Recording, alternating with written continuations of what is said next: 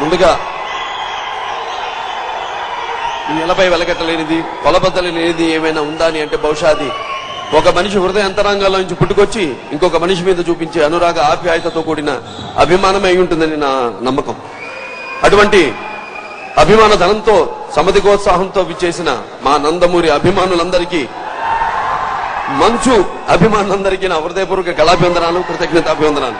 ఎందుకంటే ఈరోజు మమ్మల్ని పెంచి పోషించి మేము ఈ స్థితికి రావడానికి తప్పకుండా కారకులు మా అభిమానులే. అందుకని ముందుగా మీ అందరికీ నా ఆహ్వానం పలుకుతున్నాను, నా కృతజ్ఞతాభివందనాలు తెలియజేసుకుంటున్నాను. అలాగే మా కళ్యాణ్ రామ్, ఇది ఒక నందమూరి తారక రామ ఆర్ట్స్ అంటే మాకు మా మాతృ సంస్థ లాంటిదే. మా అన్నయ్య గారు అబ్బాయి కళ్యాణ్ రాము అతను స్థాపించిన సంస్థ.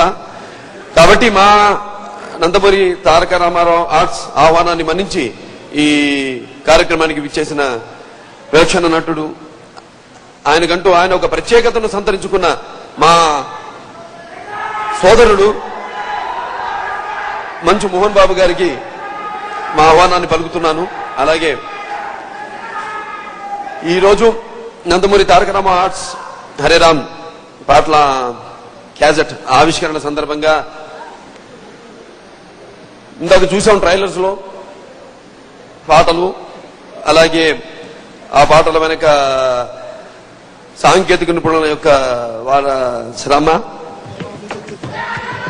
తప్పకుండా ఈ చిత్రానికి ఈ ఆధునిక యుగంలో ఎలాగైతే ఈ మానవుడు ఈ ఆంతరిక జీవితానికి అలవాటు అయిపోయి ఎలా వాటి నుంచి బయటపడాలా అని ఆలోచిస్తూ దానికి ఒక తరుణోపాయంగా ఒక సాధనాన్ని ఎంచుకున్నాడు మనిషి, అది సినిమా. మరి ఆ సినిమా ప్రజలను ఎలా రంజింపజేయాలి, ఈ సినిమాలు ఆర్థికంగా విజయం కావడానికి కూడా ఎంతో కొంత దోహదపడే సంగీతం ఎలా ఉండాలి అనేది ఇవి రెండు ముఖ్య విషయాలు.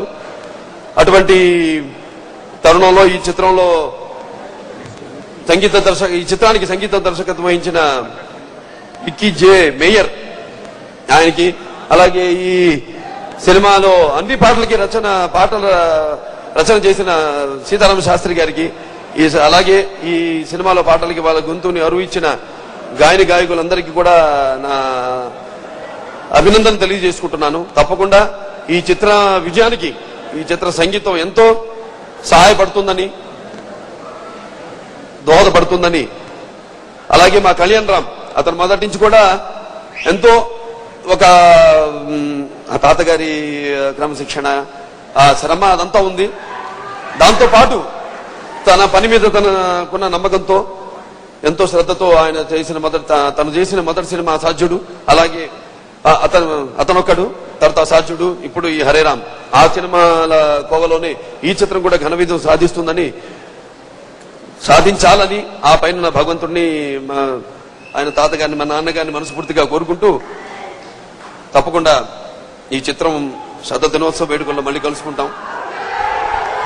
మరొకసారి ఈ సినిమాకి పనిచేసిన సాంకేతిక నిపుణులకి, నటీనటులకి అందరికీ కూడా అభినందన తెలియజేసుకుంటూ సెలవు తీసుకుంటున్నాను.